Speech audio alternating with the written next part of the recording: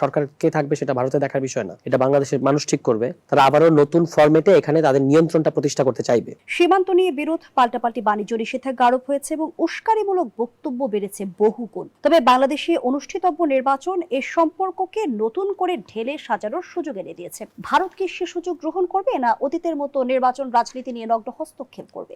আমার কাছে মনে হয় ভারত তার কন্টেইনমেন্ট পলিসি থেকে বের হবে না। তার বাংলাদেশ নিয়ে প্রধানত যে দৃষ্টিভঙ্গিটা, এটা অত্যন্ত ওরিয়েন্টালিস্ট দৃষ্টিভঙ্গি, মানে একটা প্রাচ্যবাদী দৃষ্টিভঙ্গি। যে এই আমি যেটা বললাম যে একটা জনগোষ্ঠীকে তার স্বতন্ত্র সমীকরণের মধ্য দিয়ে না দেখে আপনি আপনার সিকিউরিটি কনসার্ন হিসেবে দেখেন, এখান থেকে প্রবলেমটা শুরু হয়। কিন্তু বাংলাদেশকে যদি ভারত কনফিডেন্সে নিতে চায়, তাহলে অবশ্যই তাকে পুরনো যে পলিসি সেটাকে রিভিজিট করতে হবে এবং তার উচিত হচ্ছে বাংলাদেশের সাথে সুসম্পর্ক গড়ে তোলা। হোয়াট এভার এখানে সরকার কে থাকবে সেটা ভারতে দেখার বিষয় না, এটা বাংলাদেশের মানুষ ঠিক করবে।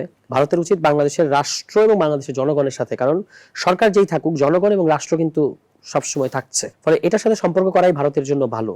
কিন্তু ভারতের ওই যে আমি যে বাংলাদেশ পলিসির কথা বলছি, এটার ব্যাপারে প্রায় সকল দলের মধ্যে একটা বিরল ঐক্যমত্য আছে। পলাতক গণহত্যাকারী শেখ হাসিনাকে আশ্রয় দেওয়ার ব্যাপারেও একটা সর্বদলীয় ঐক্যমত্য আমরা দেখেছি। ফলে সবকিছু মিলিয়ে তারা, আমার মনে হয় না যে খুব বেশি পরিবর্তন করবে। তারা আবারও নতুন ফরম্যাটে এখানে তাদের নিয়ন্ত্রণটা প্রতিষ্ঠা করতে চাইবে, প্রকাশ্য কিংবা অপ্রকাশ্য পরোক্ষ নিয়ন্ত্রণ যেভাবেই হোক তারা সেটা করতে চাইবে।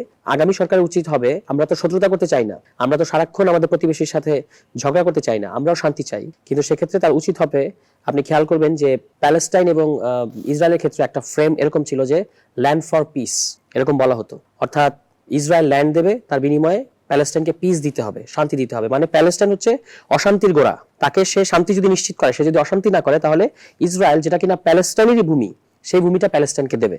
এরকম একটা, এই যে ফ্রেমটা আপনি যদি খেয়াল করবেন যে এখানেও কিন্তু এই ধরনের ফ্রেম আছে যে শান্তি নিশ্চিত করতে হবে বাংলাদেশকে, যেন বাংলাদেশই সমস্ত অশান্তির গোড়া। কিন্তু আপনি যদি ভালো করে দেখেন, এখানে সকল অশান্তির পেছনে ভারতের যে বাংলাদেশের সমস্ত বিষয়ে তাদের যে গোয়েন্দাদের যে নাক গলানো, এটা হচ্ছে প্রধান সমস্যা। এখান থেকে ভারত যদি সরে আসে, তাহলে আমরা ভারতের যে সিকিউরিটি, আমরা বুঝি যে আমরা হয়তো এখন ওই আপনার যেটাকে বলে যে ইইউ এর মতো একটা পুরোপুরি খোলা সীমান্ত হতে পারবো না, এই কাঁটাতার এইভাবে থাকবে, সেগুলো আমরা বুঝতে পারি প্র্যাকটিক্যাল কারণটা। তাদের সিকিউরিটি কনসার্নটা আমরা নিশ্চিত করবো এবং আমাদের ভূমি যেন তাদের কোনো বিচ্ছিন্নতাবাদীরা ব্যবহার করতে না পারে, সেটা আমরা দেখবো। কিন্তু ভারতকে কিন্তু দেখতে হবে যে তার যে অন্যায্য হস্তক্ষেপ প্রত্যেকটা সেক্টরে, এটা ভারতকে বন্ধ করতে হবে।